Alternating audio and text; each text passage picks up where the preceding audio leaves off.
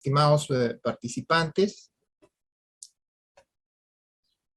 vamos a dar inicio a la presente conferencia con la asistencia de los estudiantes de la Facultad de Administración de la Universidad Federico Villarreal.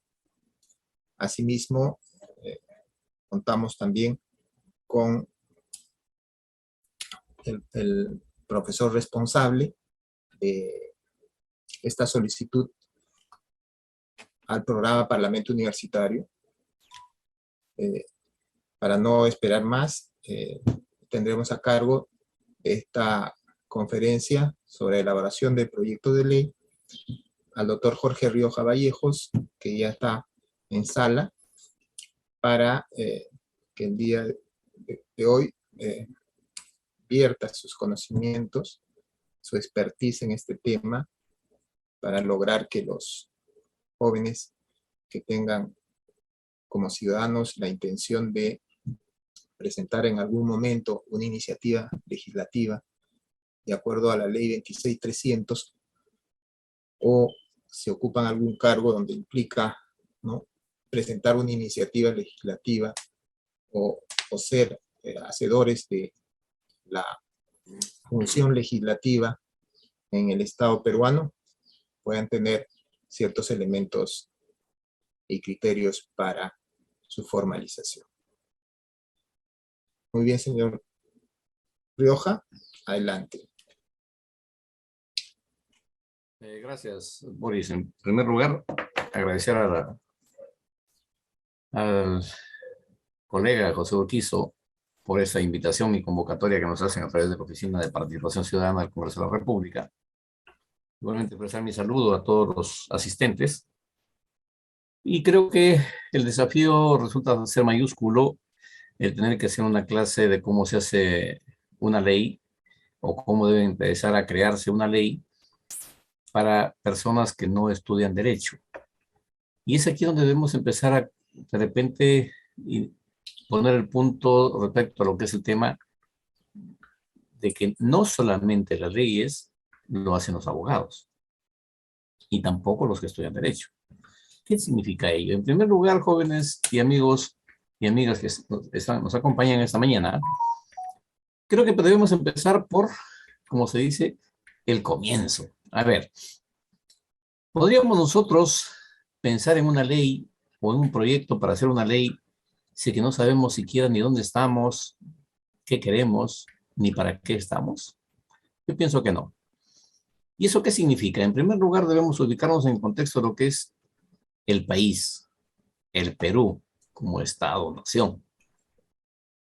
Como tal, conociendo el Perú, sabiendo que vivimos en el Perú, debemos saber también que es nuestra responsabilidad construir el mejor escenario para vivir en el Perú. Y a partir de ello, empezar por internalizar conceptos básicos que tienen que ver con, entre otros, la soberanía territorial y la soberanía jurídica. Entendiendo estos conceptos básicos, creo yo que es un mínimo de responsabilidad el tener que empezar a pensar que debemos tener leyes. Considerando que dentro de un Estado de derecho, como es convivir en democracia como forma de gobierno, se hace pertinente y además necesario, por lo que se vive en el contexto del desarrollo de la sociedad, la necesidad de limitar el ejercicio de los derechos. Y es ahí donde empieza, por ejemplo, el tema de que la convención de los hombres y mujeres en un momento determinado determinan dar una constitución para el Estado, nación, donde vive. Consecuentemente, ¿qué debemos entender por Estado? Desde el punto de vista académico, jurídico, se entiende que el Estado es la sociedad jurídica y políticamente organizada. Y para que ésta exista, necesariamente debe identificarse sus elementos constitutivos, se afirma. ¿Y estos cuáles son?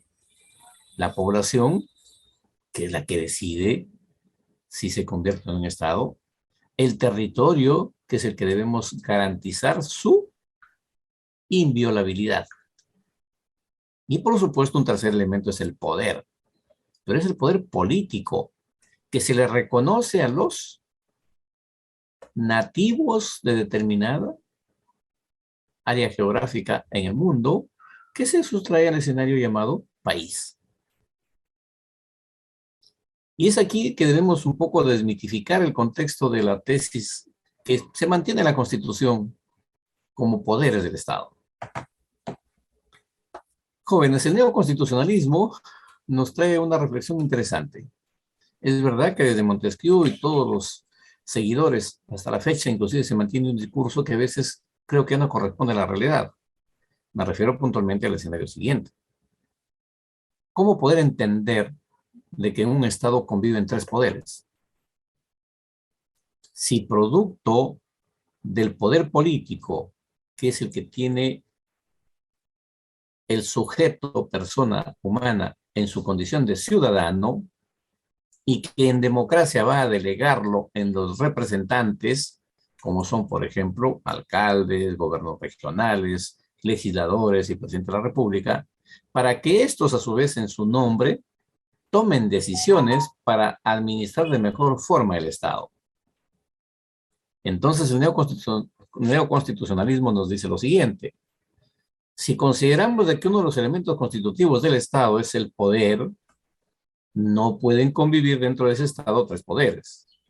Lo que sucede es que se ha hecho una mala lectura y debemos replantear su definición, en el sentido de que este poder, que es el poder político, que se le encarga por delegación a ciertos representantes, requieren para administrar el Estado de tres instituciones tutelares que son el Ejecutivo para la administración del Estado, el Legislativo para la producción de leyes y el Judicial para la impartición de justicia. Convencionalmente admitido ese criterio, nos encontramos pues en nuestro país que en el devenir del tiempo, recientemente se han hecho ceremonias diversas celebrando 200 años de proclamación de independencia. Y les refiero la nomenclatura proclamación de independencia porque en mi opinión aún no somos independientes. Reitero, es un concepto académico desde mi perspectiva. Siendo que inclusive soy de opinión que estamos como hace 200 años, tratando de empezar a construir país. Ustedes ya son testigos de excepción. En días pasados, por ejemplo, hace 5 años nada más, hemos tenido 5 presidentes, 2 congresos, y ahora seguimos haciendo ensayos, como hace 200 años. Quien proclamó o trataba de constituir el Estado fue San Martín. ¿Y qué hizo San Martín? Nos dio en primer lugar el primer hito preconstitutivo del Estado, que no es nada más ni nada menos que el indicio de tener una constitución que conlleva hacer ¿qué? Esa constitución. Pues el primer intento, que fue el reglamento provisorio. Jóvenes, amigas y amigos, curiosamente ese reglamento provisorio yo lo relaciono con un escenario, digamos, hasta cierto punto de carácter biológico. La concepción de Estado se da en el reglamento provisorio respecto a lo que es la concepción de un niño, si quieren. Es decir, si no tenemos el concebido, no podemos tener ni la persona humana y tampoco el Estado. Curiosamente, este primer instrumento que da San Martín, preconstitutivo del Estado peruano, solo duró 9 meses. Sumado a ello, por supuesto, está que San Martín, asumo que visualizó el contexto de la complejidad de la sociedad que tenemos, inmediatamente lo reemplazó por el Estatuto Provisorio, que este instrumento, ojo, este es el segundo instrumento preconstitutivo del Estado, que en mi opinión son constituciones para su momento. pero la mayoría de mis colegas tratadistas del derecho constitucional peruano consideran que no es así. Ellos dicen que son 12. Las constituciones que hemos tenido, en mi opinión, tenemos 18. Entonces, no es un tema de discusión de hoy, sino solamente darles una referencia histórica y por qué voy a ese contexto. Para que ustedes empiecen a internalizar de que las diferentes declaraciones de carácter político que se dan en nuestro país en los últimos tiempos, por ejemplo, ustedes deben haber escuchado desde la perspectiva de la administración. ¿Qué saben de la administración pública? ¿Cuánto difiere de la administración privada? ¿Y por qué la ley existe y para qué sirve la ley? Y para llegar a la ley, ¿qué actos previos han tenido que darse? Como ustedes, por ejemplo. Ingresar a la universidad, ¿para qué ingresar a la universidad? Los que están estudiando. Y los que egresaron, ¿qué consiguieron? Acreditarse una formación académica con cierta expertise para desarrollarse como personas, como profesionales, en pro de su familia y del país. En este contexto, mis amigos, ¿qué tenemos? Que San Martín, en este segundo instrumento constitutivo del Estado, denominado Estatuto Provisorio, en la sección cuarta considera al Consejo de Estado. Y el tema es el siguiente. ¿Y qué es el Consejo de Estado?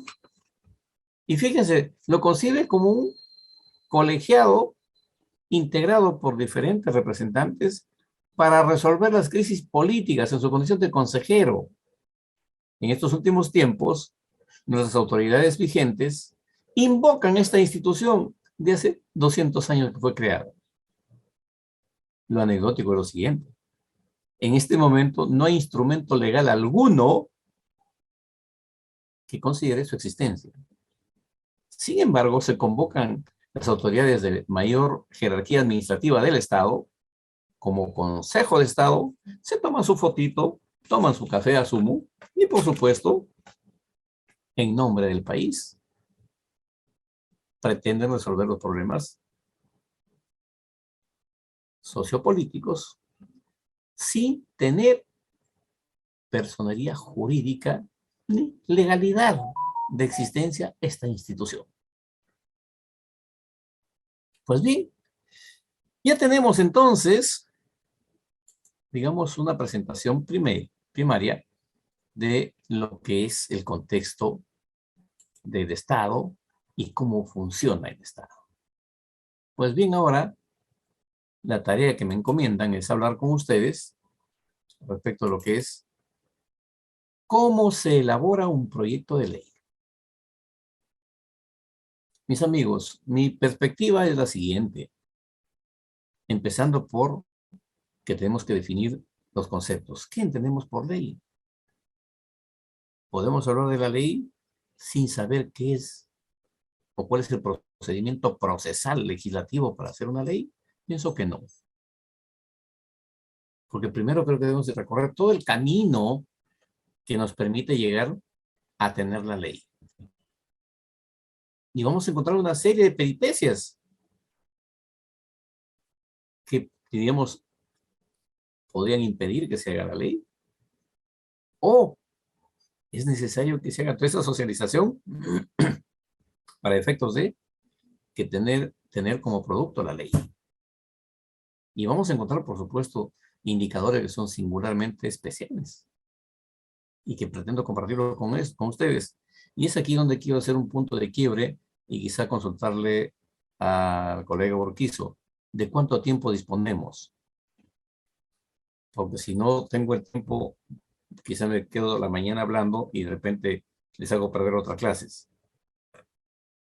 Buenos días, Jorge. Un saludo fraterno. Igualmente. ¿Hasta qué hora tenemos tiempo? De un tiempo. Y agradecer a la Oficina de Participación Ciudadana del Congreso de la República por esta importante disertación. Señalar que el público objetivo son estudiantes de la asignatura de Gestión Parlamentaria a mi cargo y disponemos hasta las 9:30. Es un grupo pequeño en número, de 11 alumnos. Está el delegado, Anthony Matos, para cualquier coordinación, y y los jóvenes participantes de la asignatura. Esta asignatura se desarrolla en el plan curricular de la especialidad de administración pública. Es decir, tenemos un pregrado orientado a formar licenciados en administración pública. Es una escuela profesional de administración pública y gestión social ubicada en la Facultad de Administración de la Universidad Nacional Federico Villarreal, de la que tú eres un destacado docente de la Escuela Universitaria de Posgrado. Así que, Jorge, adelante. Muchas gracias, Pepe.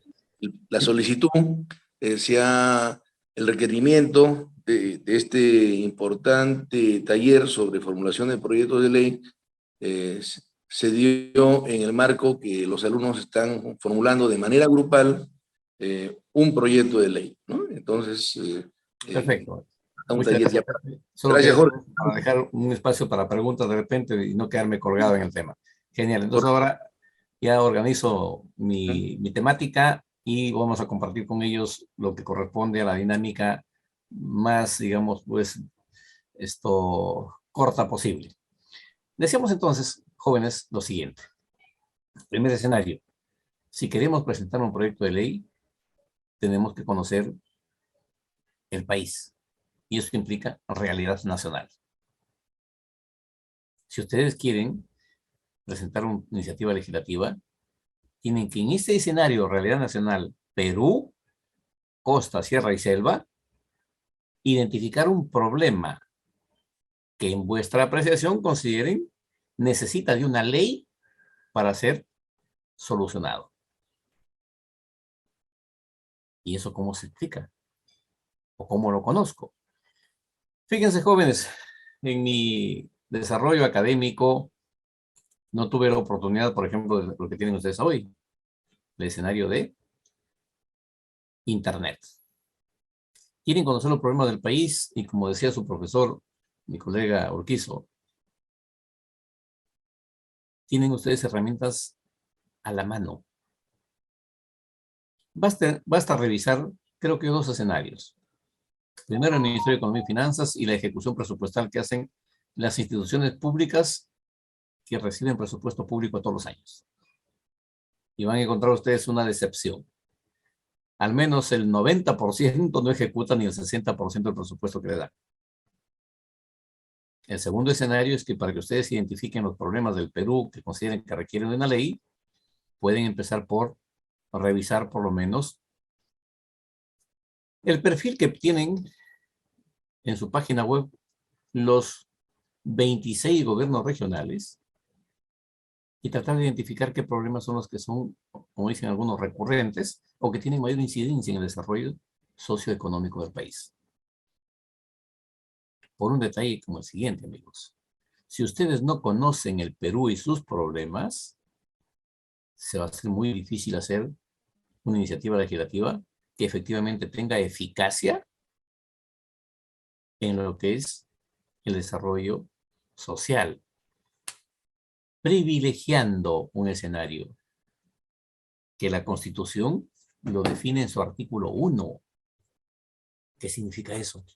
Que todas las normas que se produzcan con la categoría de ley deben apuntar a que, según la Constitución y a la que todos estamos obligados a defender, proteger, cuidar y preservar, a que tengamos que cumplir con este primer escenario, que dice artículo 1, la defensa de la persona humana y el respeto de su dignidad son el fin supremo de la sociedad y del Estado.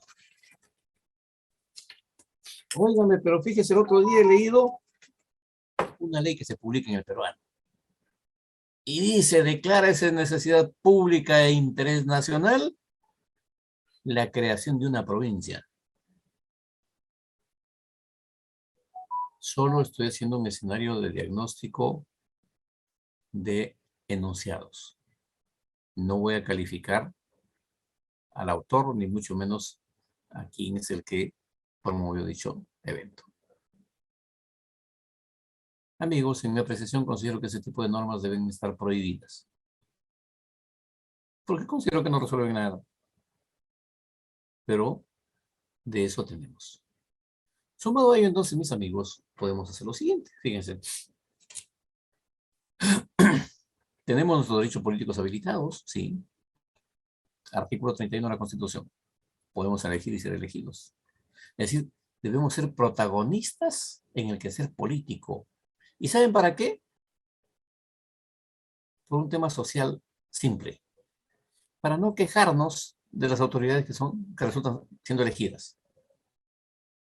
Porque curiosamente participamos en los procesos de elección, hasta a veces ni siquiera vamos a votar, y después nos quejamos de la autoridad que salió elegida. Porque no cumple su tarea, o de repente esta mañana leía una noticia que me apena mucho por mi país.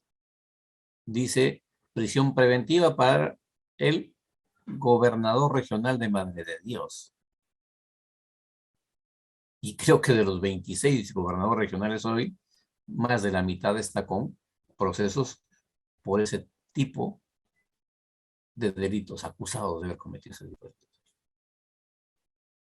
¿Cuál debe ser el paradigma de servidor público? Considero yo de que no solamente debe parecerlo, sino serlo. Primero, idóneo y ser, por supuesto, íntegro. Empezar por internalizar el contexto de lo que es ser servidor público. Deberse a la sociedad y darle servicio a la sociedad sin condición alguna.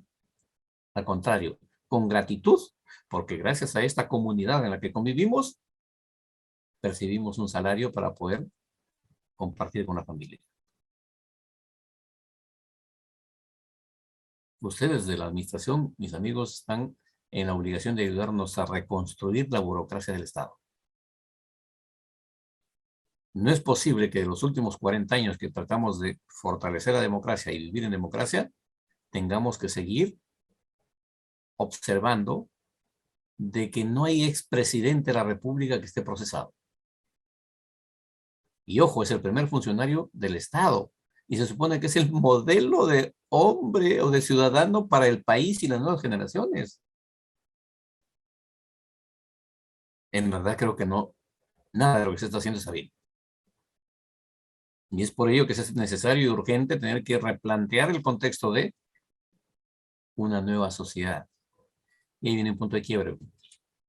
Óigame, pero esa nueva sociedad tiene que empezar con los niños, dándoles una educación distinta. Qué interesante.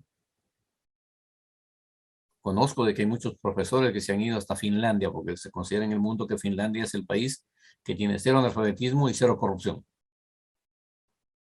Pero los colegas docentes que han viajado han internalizado la realidad de Finlandia y vuelven al Perú y quieren que los peruanos seamos finlandeses. Se arruinó la cosa. ¿Cómo integramos a más de 60 etnias que convivimos en el Perú? Y que tienen que estar consideradas en el efecto de la ley que se va a presentar. ¿Cómo hacemos que el funcionario público realmente siempre tenga las uñas cortas y no asuma un cargo público por elección o por designación en una opción de conseguir empleo, que es lo que tenemos en la mayoría de casos hoy? Y por eso es que inclusive ustedes deben haber percibido, haber visto en los últimos tiempos que tenemos como realidad reelección indeterminada, que el propio Congreso ha tenido que modificarla, hacer la reforma de la Constitución en el artículo 191 y 194 en el sentido de que las autoridades municipales y regionales no tienen opción de reelección inmediata. Sumado a que los partidos políticos tienen gran responsabilidad. Me refiero a lo siguiente, jóvenes y amigos. No es posible que en los partidos políticos solamente algunos dirigentes sean siempre los candidatos, así pierdan las elecciones en todos los procesos. Me parece que no corresponde. Entonces, tenemos el siguiente escenario. En el ordenamiento legal del Estado de nuestro país, por supuesto, hay diferentes nomenclaturas de normas. Así como cada uno de ustedes tiene un nombre, el ordenamiento legal del Perú también está organizado con diferentes normas y, por supuesto, también diferentes autores. por decirles. Inclusive hay nichos que son invulnerables. Por ejemplo, el Ejecutivo produce decretos supremos. Y es patrimonio del Ejecutivo ese tipo de norma. Otra institución, ni el Congreso, ni el Poder Judicial, pueden producir normas con ese nombre. Así como el decreto legislativo es patrimonio también del Ejecutivo. Pero, ojo, a condición de que el Congreso, decíamos es el titular del desarrollo legislativo, le delegue facultad legislativa para que esto suceda. Si no es así, no lo hay. No habría decreto legislativo. Solo hay una excepción que la propia Constitución establece. Y se refiere a que si el Congreso de la República no aprueba el proyecto de presupuesto que envía el Ejecutivo en el plazo que la propia Constitución establece, el Ejecutivo promulga, dice, por decreto legislativo, el proyecto de presupuesto enviado al Congreso. Solo en esa excepción. Entonces, ¿qué debemos empezar a pensar? A ver, ¿quiénes están habilitados para presentar iniciativas legislativas con el nombre de proyecto de ley? Y les digo habilitados, ¿por qué? Porque hay un detalle que tenemos que empezar por entender, mis amigos. Nadie puede hacer lo que la ley le prohíbe. En el derecho público solo se puede hacer lo que la ley describe o permite. En el derecho privado hay una licencia. Se puede hacer lo que la ley permite y también lo que no prohíbe. En este contexto, en nuestro país decíamos que la norma superior del Estado es la Constitución, lo reconocemos todo como tal y todos nos sometemos a este mandato normativo. Pero en este mandato normativo nos encontramos que efectivamente también habla del desarrollo de la ley. Y nos encontramos con que en el capítulo 2 de la Constitución nos habla de la función legislativa. Y el artículo 31 dice que los ciudadanos tenemos derecho a participar en los asuntos públicos mediante referéndum, iniciativa legislativa.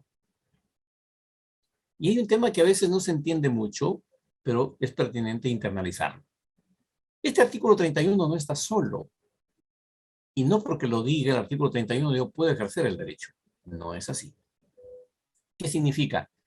El texto de las constituciones en el mundo no es una norma que me permita ejercer o tener el derecho que dice que tengo la Constitución.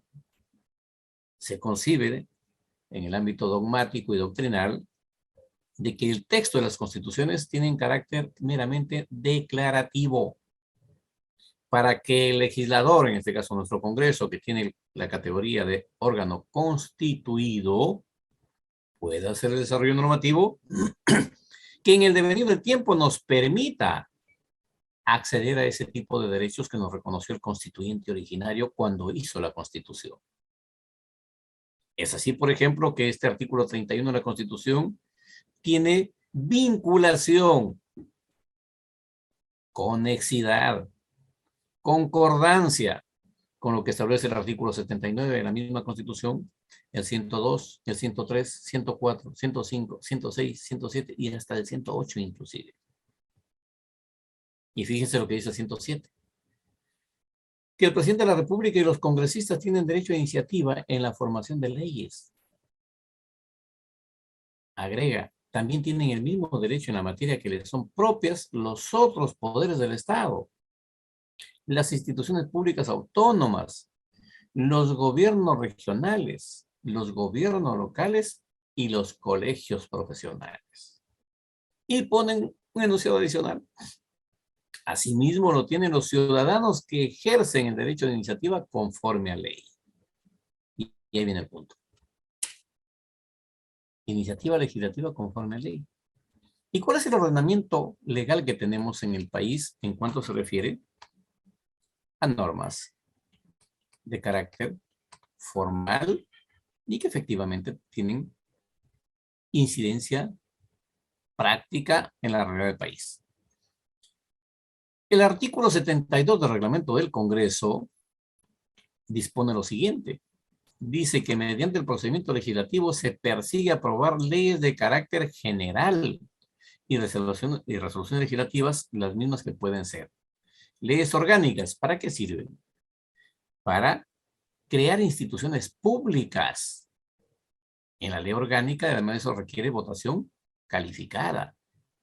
Leyes de reforma de la Constitución, igualmente votación calificada, porque va a modificar la Constitución. Y ojo, toda iniciativa legislativa o proyecto de ley que pretenda modificar el texto de la Constitución tiene que ir necesaria y obligatoriamente con un cliché, si quieren, que debe decir ley de reforma constitucional del artículo que les parezca. Porque si no lo dice, se considera que será una ley ordinaria. Y con ley ordinaria en nuestro ordenamiento legal del Perú, no es posible reformar la Constitución. Luego tenemos las leyes llamadas ordinarias, que pueden ser leyes autoaplicativas también, o también leyes que requieren o están sujetas a una condición. Las autoaplicativas son aquellas que no requieren de reglamento, mientras que las que están a condición sí requieren de un reglamento. Y fíjense lo que tenemos aquí, encontrado un dato histórico que es interesante. Se lo voy a compartir, en el sentido de que en estos últimos tiempos el legislador produce, por supuesto, las normas que correspondan, pero tenemos el siguiente escenario, mis amigos. Y este escenario a mí me resulta bastante inquieto y preocupante, diría, por lo siguiente. Fíjense, del 2005 al 2015, tenemos a la fecha 19 leyes que no se pueden aplicar. Ojo, 19 leyes del 2005 al 2015. ¿Y saben por qué no se pueden aplicar? Porque el Ejecutivo no les ha hecho su reglamento. Así tenemos, por ejemplo, el 2005, 3, el 2006, 1, el 2007, 3, el 2008, 2, el 2010, 3, y así sucesivamente. Y hay algo más interesante. Del 2016 al 2022, sí tenemos un gran conflicto. El Congreso ha producido las leyes y el Ejecutivo no ha hecho su tarea. Fíjense lo que tenemos. Esto es información que está en la página web del Congreso de la República. A la fecha del 2016 hay 4 leyes que no se han reglamentado, no obstante tener el plazo vencido. Hay, en 2017, 7 leyes que están en la misma condición. El 2018 igual, 2019 igual, también 7. El 2020, 6. Y aquí viene la tinca. El 2021, 40 leyes. De las cuales a 34 se venció el plazo. Y no tienen reglamento. De este año 2022, y hay 3 que esperan reglamento. Y bueno, todavía no se les ha vencido el plazo. Pero sí tenemos 74 leyes del 2016 a la fecha, más las 19 que teníamos anteriormente, prácticamente 94 leyes que el Congreso ha aprobado y el Ejecutivo no le ha dado el reglamento que corresponde. Pero eso es solamente como un escenario, digamos, de referencia. ¿Qué quiero decir con esto? De que no basta tener que hacer un proyecto de ley, no basta que la ley se apruebe. Tenemos que apuntar a que sea eficaz y además eficiente la ley que aprobemos. Para ejercer el derecho de iniciativa ciudadana en el contexto de presentar desde la perspectiva ya no de la autoridad, ejecutivo, legislativo o judicial, o los representantes de instituciones que la propia Constitución establece quienes pueden y tienen iniciativa legislativa, el legislador, nuestro Congreso, promovió un proyecto de ley que se convirtió en la ley 26.300, denominada de los derechos de participación y control ciudadanos. ¿Ha sido modificada? Sí, como corresponde a la naturaleza de las cosas. No hay norma que se denomine en derecho pétrea, es decir, que dure para toda la vida o hasta que uno se muera. No, las leyes se van adecuando dependiendo de la realidad sociopolítica y económica de la sociedad. Por ejemplo, nuestra Constitución tiene recién 28 años de vigencia. Ya tiene más de 50 reformas. Y probablemente irán otras más, no lo dudo. En esta ley 26.300, en su artículo segundo, dice que son derechos de nosotros, los ciudadanos, la iniciativa de reforma constitucional. Iniciativa de formación de leyes. Decíamos promover el referéndum. Iniciativa de formación de ordenanzas regionales y ordenanzas municipales. ¿Por qué ordenanzas regionales y ordenanzas municipales? Porque nuestro ordenamiento jurídico nacional le reconoce categoría de ley. Tanto es así que si una ordenanza regional resulta ajena o contraria al ordenamiento constitucional del Estado, es viable ir en dos escenarios. Que mediante otra ordenanza sea derogada o ir a un proceso de demanda de inconstitucionalidad. Que hay un solo protagonista para resolver ese tema. Y eso es el Tribunal Constitucional. A ello agregamos que el Congreso tiene su ley orgánica, que es su reglamento. Y en su artículo 74 dispone lo siguiente. Por el derecho de iniciativa legislativa, los ciudadanos y las instituciones señaladas por la Constitución Política tienen capacidad, ojo, para presentar proposiciones de ley ante el Congreso. No dice para aprobar leyes, dice para presentar. ¿Y a razón de qué? De que una vez presentadas en el Congreso se ingresa al procedimiento del derecho parlamentario y hasta procesal legislativo, para que esta iniciativa pueda tener, si está bien planteada, la opción de ser una futura ley. De no ser así, será pasada al archivo. Amigos, nuestro país, desde el punto de vista que nos refería el colega Urquizo, la gestión pública, tiene a la fecha más de 1.840 distritos, más de 200 provincias. Ahí nomás ya tenemos 2.000 instituciones públicas que requieren al menos una ley al año, sumado al Ejecutivo, que tiene en la realidad 19 ministerios, pero en la ley solo 16. El propio Congreso, el Ejecutivo, el Tribunal el Judicial, el Tribunal Constitucional, Banco Central de Reserva, Jurado Nacional de Elecciones, OMP, RENIEC, todas estas instituciones van a necesitar al menos de una norma al año. ¿Qué significaría todo ello? Si el Congreso es el titular de desarrollo normativo del Estado, o legislativo del Estado, implica, por supuesto, que el Congreso tendría que dar al menos una ley para cada institución, lo cual significaría que el Congreso debe producir al menos en 5 años 10.000 leyes, lo cual es una utopía.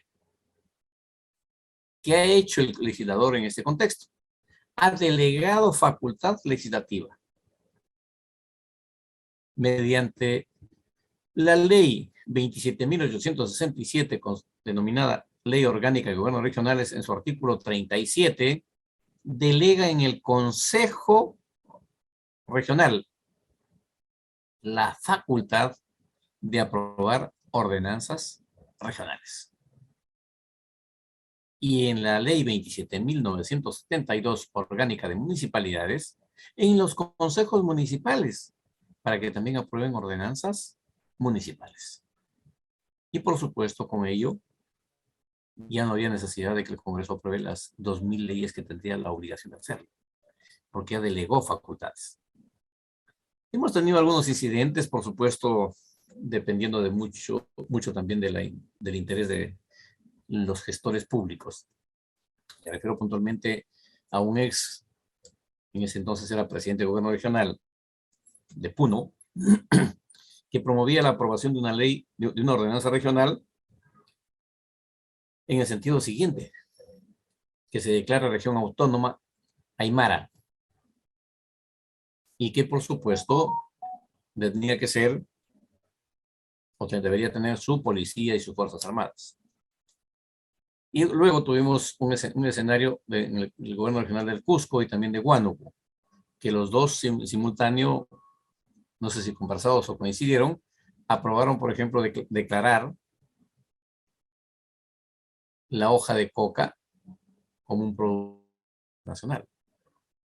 Estas normas todas han sido declaradas inconstitucionales por el Tribunal Constitucional. Tenemos entonces, mis amigos, el escenario siguiente. ¿Qué requisitos se necesita para presentar un proyecto de ley? Según el reglamento del Congreso, en su artículo 75 prevé que las proposiciones de ley, dice, contendrán una exposición de motivos donde se expresen sus fundamentos.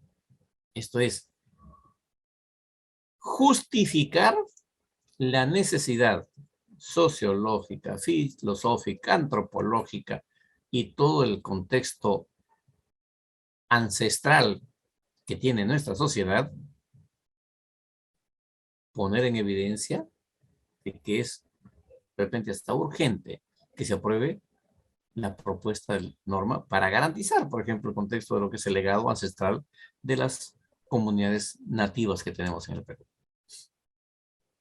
Luego nos habla que debe considerar el efecto de la vigencia de la norma sobre la legislación nacional.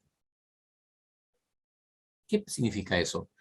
Por ejemplo, imaginemos que hay mucha gente que se opone, a veces, y se oponen sin saber de qué se trata inclusive, por decirles, se pretende un proyecto de ley de reforma constitucional del artículo 90, en el sentido de que el Congreso sea bicameral. ¿Cuál sería el efecto de la vigencia de la norma? De aprobarse la reforma constitucional, primer escenario, es una norma que no es sujeta de observación del Ejecutivo. Las leyes de reforma constitucional el Ejecutivo solo los promulga, no tiene facultad para observarlos. Entonces, ¿qué implicaría? ¿Cuál es el efecto? De que el Parlamento, en este caso nuestro Parlamento, en el próximo proceso electoral sería bicameral, ya no unicameral como es ahora. Es el efecto de la vigencia de la norma en la legislación nacional. El análisis costo-beneficio, ahí viene tiene que ser necesariamente de carácter económico. ¿A razón de qué? Nuestros congresistas y nosotros los ciudadanos, cuando presentamos iniciativas legislativas, no tenemos facultad para considerar, por ejemplo, de que se construye una obra pública, como puede ser un aeropuerto, un hospital, o una posta médica, o un puente. Porque eso implica, dice, generar gasto público. Y ni los congresistas tienen facultad para ello. El único que puede hacer obra pública es el Ejecutivo. ¿Por qué? Porque administra la caja pública y dispone de los recursos de acuerdo al presupuesto. También requiere la iniciativa legislativa que debe tener un escenario de carácter declarativo en relación a lo que es la incidencia en el entorno ambiental. Y, ¿por qué no? Por supuesto, el contexto de lo que se conoce como la fórmula legal respectiva, la que está dividida en títulos, capítulos, secciones, artículos, numerales, literales y parágrafos inclusive. Pero todo ello, reitero, tiene que estar en la norma. Y si no se cumple ese procedimiento, no habrá iniciativa que valga. Tenemos en ese contexto, mis amigos, comentarles lo siguiente. En realidad, voy a ver si puedo compartir este cuadrito, esta diapositiva, a efectos de referirles que tenemos. A ver, ¿quién puede compartir? Todos. Ok, entonces permítanme compartir un minuto. ¿Se puede ver? Están observando mi imagen, ¿no? A ver, Ricardo, ¿se ve la imagen? Sí se puede ver, profesor. Sí, gracias, gracias, Antonio. Miren, mis amigos, Todo está correcto. solamente para referirles lo siguiente. La imagen que tienen ustedes aquí sobre el lado izquierdo, esta es la ley número 1.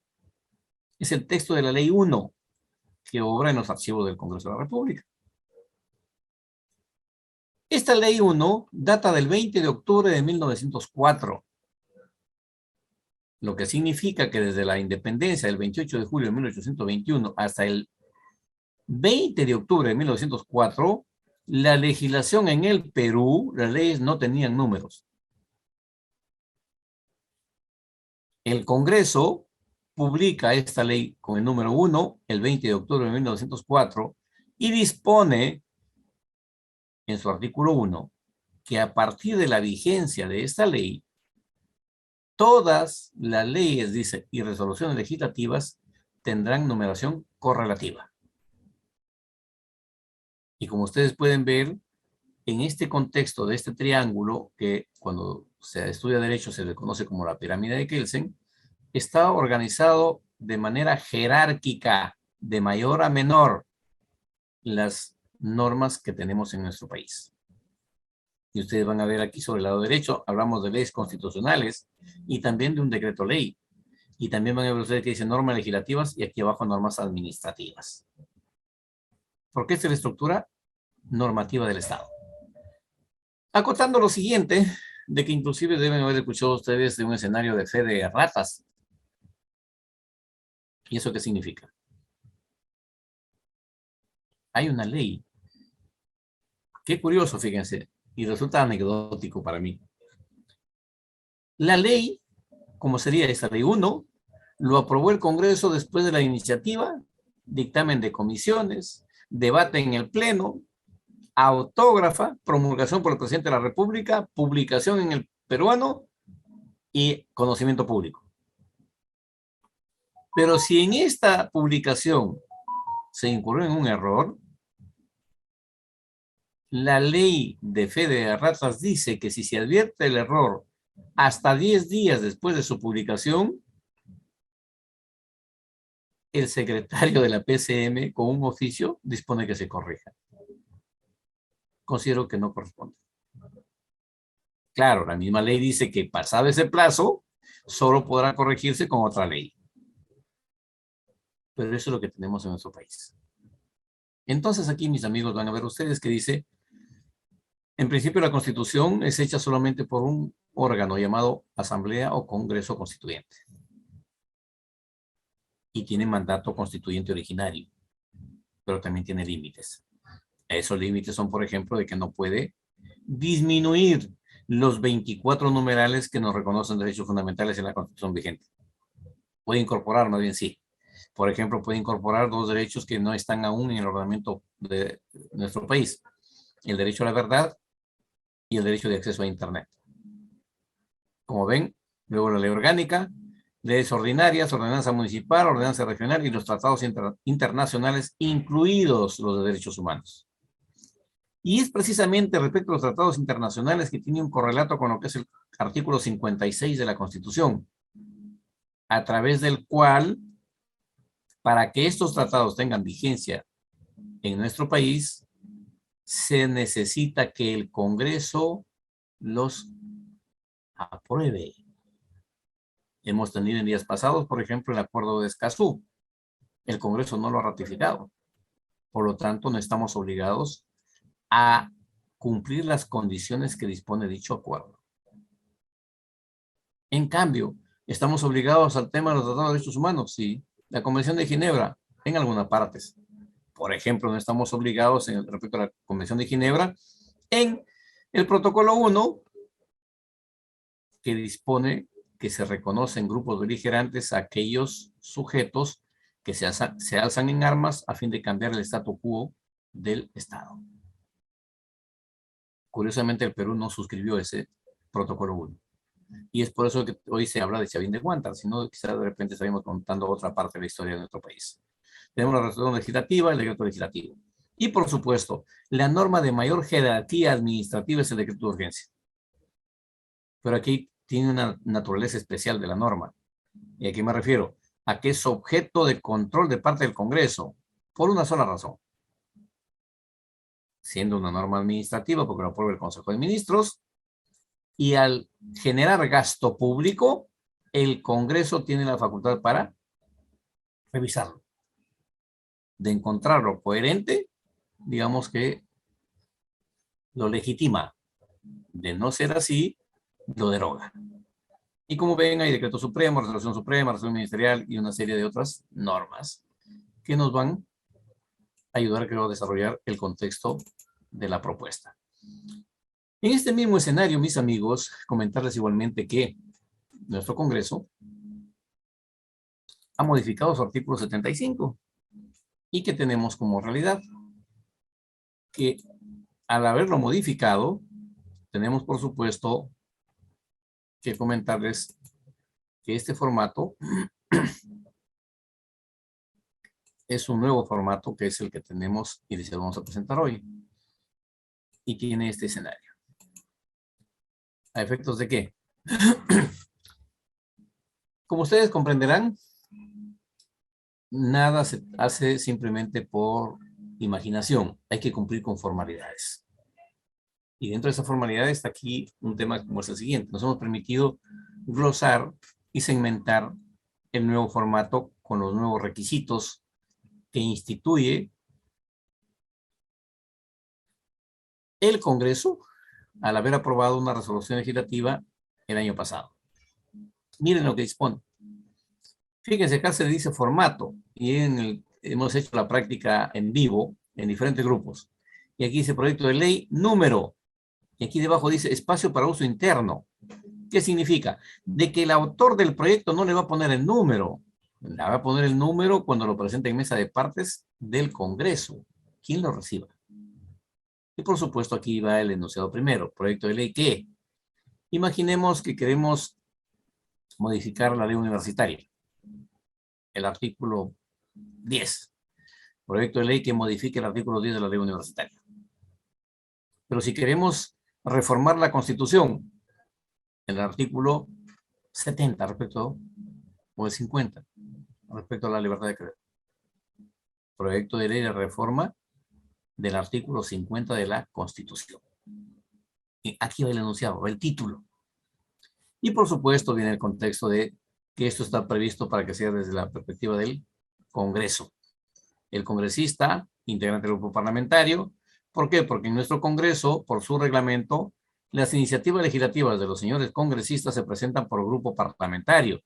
Y el grupo parlamentario debe estar integrado mínimo por 5 legisladores. Y se hacen en concordancia con los artículos 107 y el 75 del reglamento. Es decir, los requisitos a cumplir. Y va, por supuesto, el título proyecto de ley. Acá se pondrá el mismo título que se puso en el numeral 1. Y viene el tema de lo que es la fórmula legal. Ahora se presenta así. Es decir, primero va la propuesta de la norma, luego va la justificación. Y dice, por supuesto, por cuanto el Congreso de la República ha dado la ley siguiente. Ley, se pone el título que queremos, artículo 2 o 3, objeto de la ley. Amigo, te llamo, soy una conferencia. Entonces tenemos, amigos, el tema siguiente. Artículo 1 debe estar el objeto de la ley. La presente ley tiene por objeto, ¿qué quieren hacer? ¿Para qué promueve la ley? Artículo 2. La presente ley entra en vigencia al día siguiente de su publicación. ¿Qué pasa si no dice? Puede decir también, como sucedió con el Código Procesal Constitucional en su momento, el hoy derogado. Entra en vigencia 6 meses después de su publicación. Es decir, reitero, es convencionalmente el contexto de. Como también puede decir, la presente ley entra en vigencia al día siguiente de la publicación de su reglamento, que será aprobado en el lapso de 180 días. Y como hemos referido, hay más de 70 leyes que no están vigentes porque no tienen ese reglamento. Y lo que sí es un tema bastante interesante y que creo que requiere no solamente análisis, sino empezar a cambiar un poco la cultura de cómo producir la norma. Esto es una plantilla, amigos. Dice norma derogatoria. Derógase toda norma que se oponga a la presente ley. Soy de opinión que desde el punto de vista jurídico o de derecho, no podemos seguir aprobando normas así. Y ojo, este escenario se ha hecho repetitivo en el Tribunal Constitucional. Cuando declara inconstitucional una norma, dice lo siguiente: declárese fundada la demanda respecto de la ley número tal, y nos agrega un mensaje que es brutal, diría yo. Y dice, y normas conexas. Y ahora, ¿quién determina cuáles son las conexas? ¿El administrado? ¿No es que acaso el propio tribunal debería decir qué normas son las que quedan derogadas con la derogación de la norma demandada? Considero que debe ser así, pero no. Tenemos entonces un escenario singularmente particular. Viene el lugar y fecha, la firma del congresista proponente y tiene que estar acompañado del vocero de su grupo parlamentario, si no, no lo admiten a trámite el proyecto de ley. Y aquí podemos reflexionar sobre lo siguiente también, fíjense. Aquí, por ejemplo, se dice que requiere 5 para presentar una iniciativa legislativa. Asumamos que se aprueba. Y asumamos que resulte inconstitucional.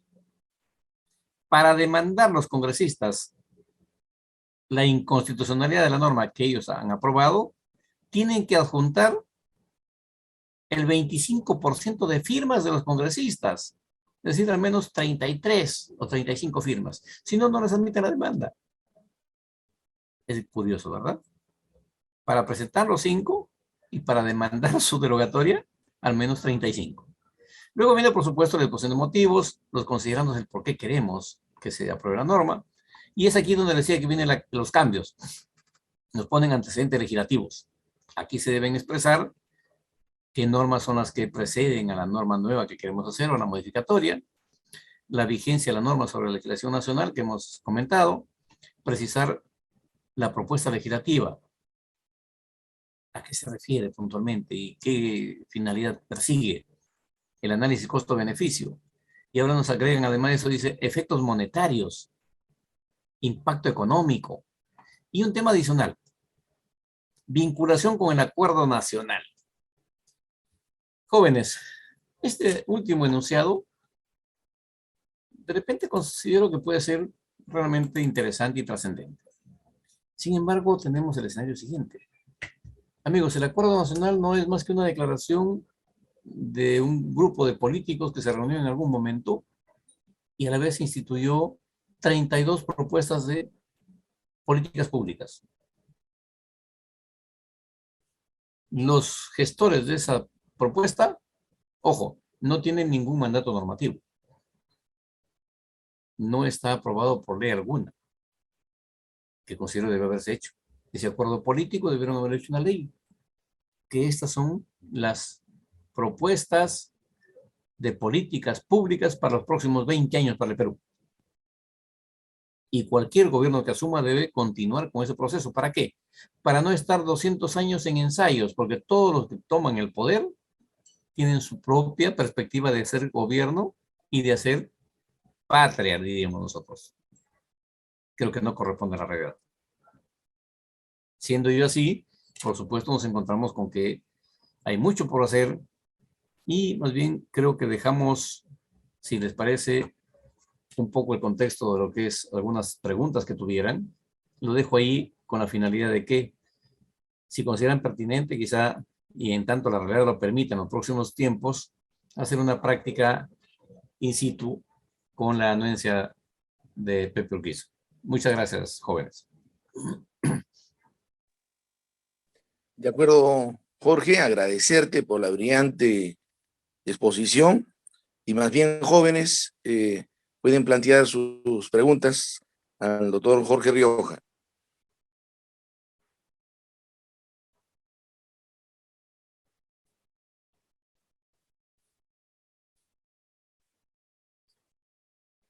Creo que debemos aplicar aquí el contexto académico, ¿no? O se quedó todo claro o no entendieron nada y quieren que se repita. Doctor, una pregunta. Dígame. Mi nombre es Anthony Matos y quería hacerle una pregunta al respecto sobre cuando mencionó el tema del vencimiento de la ley, ¿no? Para elaborar el reglamento. ¿Qué es lo que pasa luego? Que el Ejecutivo no elabora en el tiempo debido al reglamento. ¿Qué continúa? ¿Qué es lo que continúa? Lo que pasa es que la ley es inaplicable hasta que no tenga reglamento. En ese contexto yo tengo una propuesta.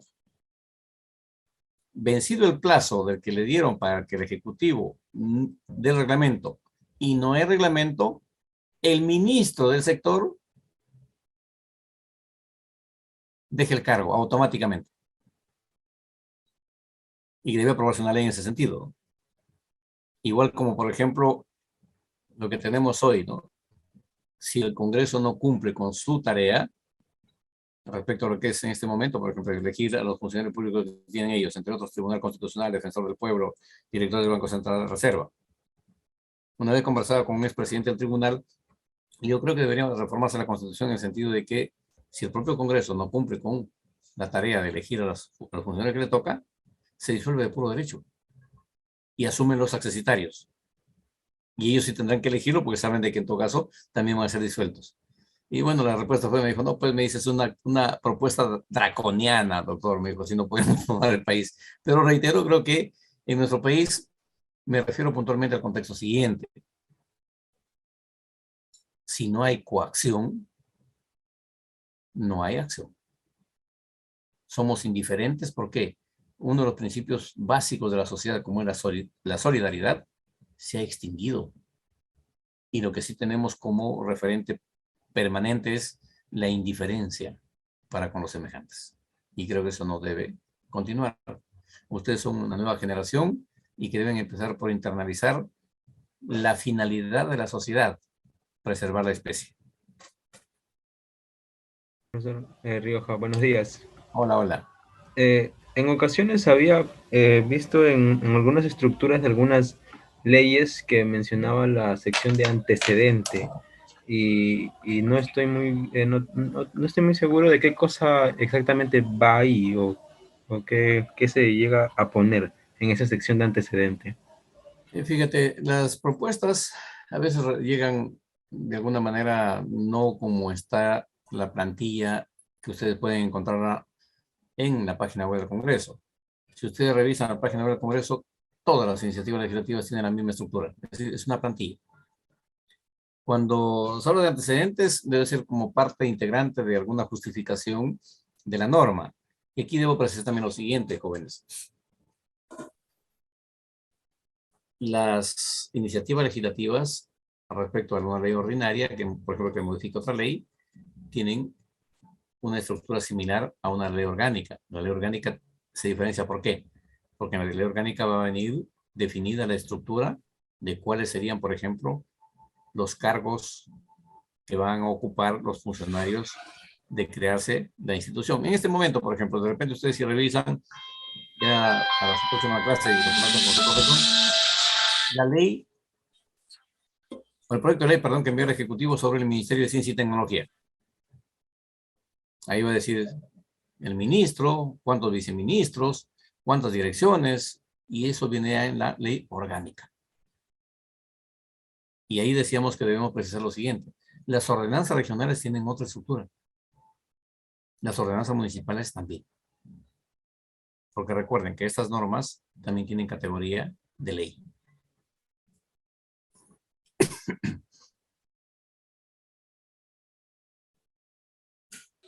Bien, jóvenes, habiendo concluido con la ponencia del doctor Jorge Rioja, solicitamos que todos puedan abrir sus cámaras para la foto de rigor, agradeciendo a Boris Mauricio por la coordinación realizada y bueno, y al equipo de la Oficina de Participación Ciudadana, Vanessa Quiroga y a los demás funcionarios del Congreso de la República. Muy satisfechos por la presentación, la ponencia de Jorge Rioja. Bien, reiterar el agradecimiento por la asistencia a todos los presentes, ¿no? Al doctor Rioja con la ponencia, al maestro José Urquizo y también a todo el equipo del Parlamento Universitario. Está Giovanni, está Ricardo Quiroz y está también Julia Allison. Iván. Entonces, Iván también. Y pues hasta una próxima oportunidad.